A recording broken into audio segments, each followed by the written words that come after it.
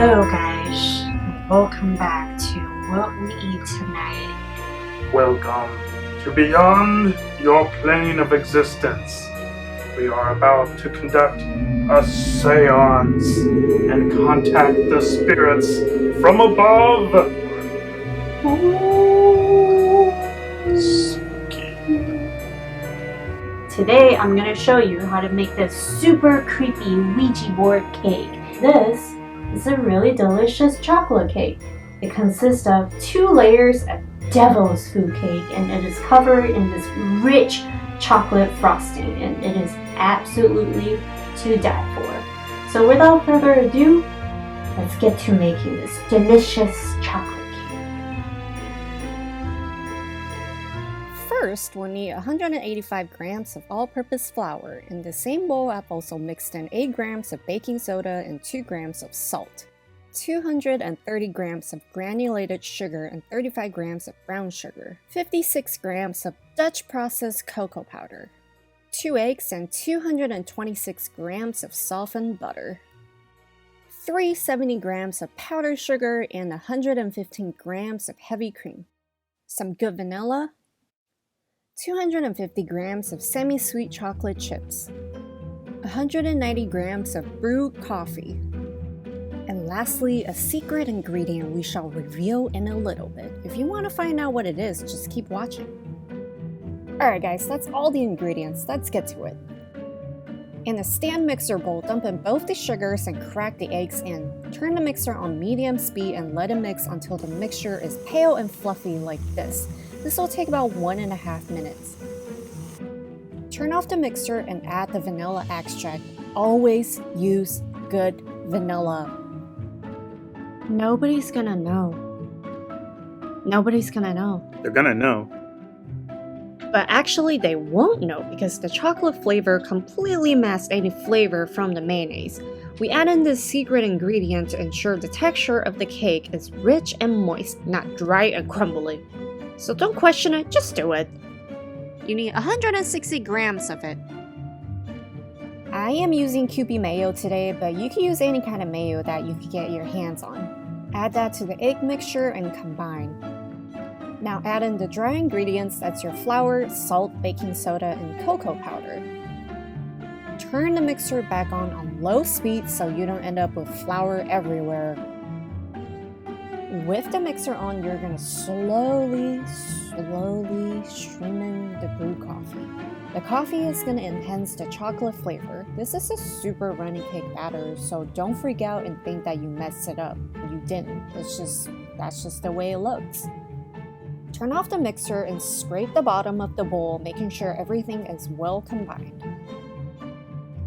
Now take a quarter sheet tray and grease the bottom, then line it with parchment paper. Grease the parchment paper as well and the edges of the sheet tray. This is a good way to ensure the cake is not going to stick. Pour the batter in the sheet tray. Tap it a few times to release any big air bubbles. Bake the cake at 325 degrees Fahrenheit for 30 minutes or until an inserted toothpick comes out clean. After it's done baking, let it cool completely and pop it in the freezer and freeze it until hardened. I let mine in there overnight. This is a super delicate and soft cake. I wouldn't try frosting it without freezing it first, otherwise it'll just crumble up and fall apart.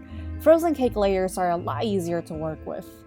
Take a small paring knife and run it along the edges of the sheet tray.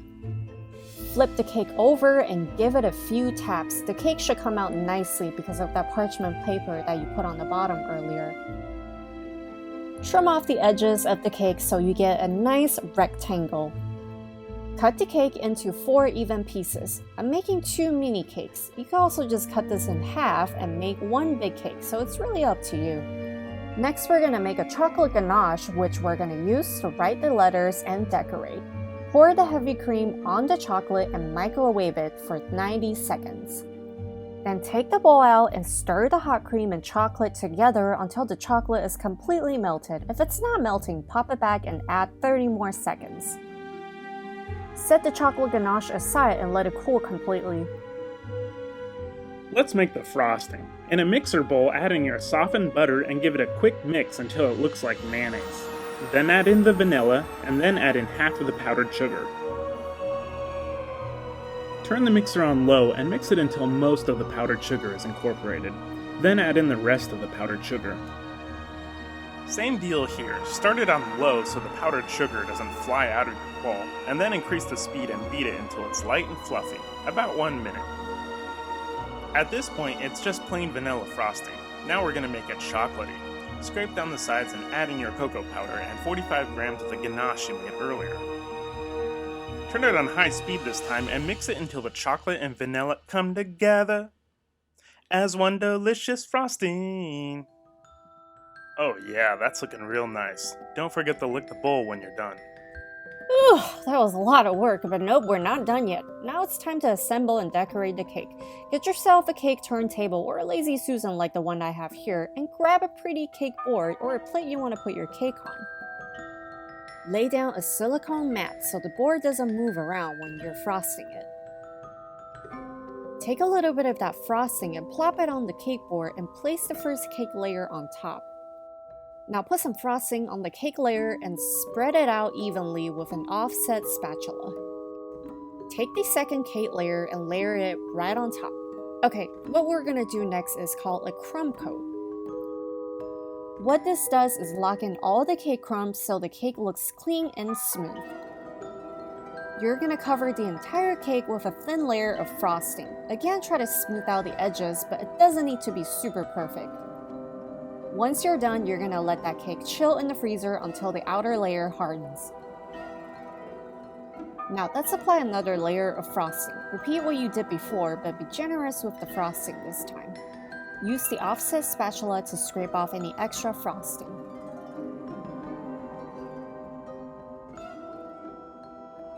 Give the sides a quick tip off with a damp paper towel. And look at that, now you have a nice clean cake to decorate on. Remember that ganache? Give it a stir to make sure it's nice and soft, but it shouldn't be runny. The consistency should be like mayo. Okay, this is a little thing that I like to do at work. I like to wrap my ganache up with some plastic like this so it doesn't come out from the top and it's much cleaner.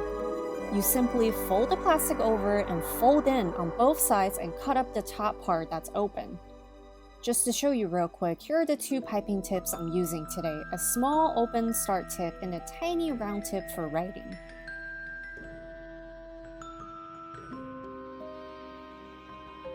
Insert the wrapped ganache into the piping bags and get a picture of a Ouija board and do your best and write out all the letters. I'm starting with Ouija.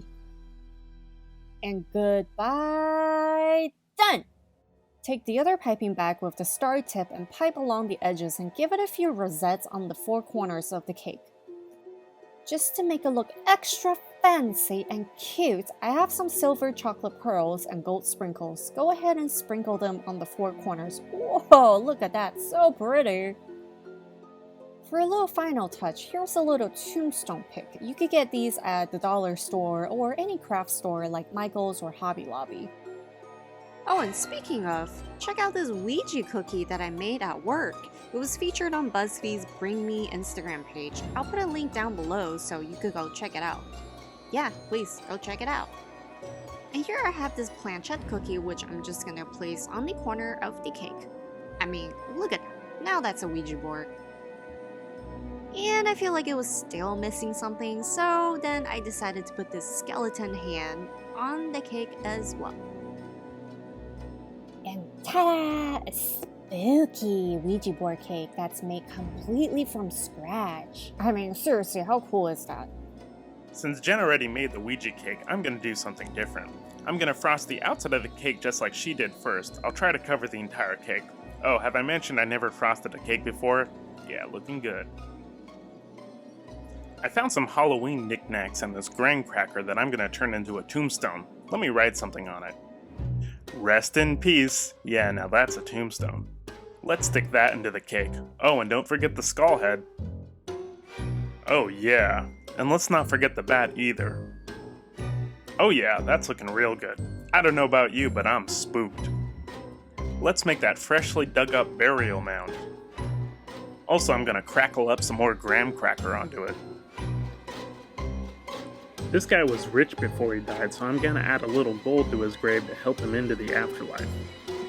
Put some tiny balls on it or something, I guess. I don't know, I'm just using up these leftover decorative ingredients. I love frosting, so let me add a little more of that everywhere. Not only is this looking tasty, but it also strikes fear into your heart.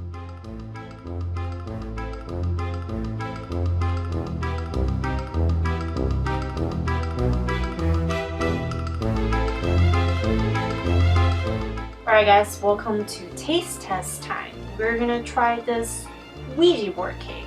It's chocolate cake. What are you doing? Alright, I'll just cut a corner. I love the corner piece whenever I go for cake because it has the most frosting. Good. Magnifique. You know, what's really nice about this cake is the actual cake part is just gooey and just so delicious. I think it's even better than the frosting. Oh, it's got that brownie consistency that's just, it tastes like fudge. Yes, I'll try some too. Chocolatey, moist. But yeah, this is really delicious. You can really taste that chocolate in the cake. You know, mayonnaise, who would have thought that mayonnaise could make chocolate cake so delicious? But what can I say? Nobody's gonna know. That is some really good chocolate. Seriously though guys, this Halloween if you're looking to make a delicious but spooky and festive cake and you happen to like chocolate, definitely give this recipe a try. It won't disappoint you. This is a great basic chocolate cake recipe so you can make it for any occasion. The cake itself is so soft and moist, and when it's combined with that frosting, chocolate heaven. And don't forget that glass of milk. If you enjoyed today's video, make sure you like, share, and subscribe to our channel. Follow us on Instagram, and we will see you back here next time. Happy Halloween!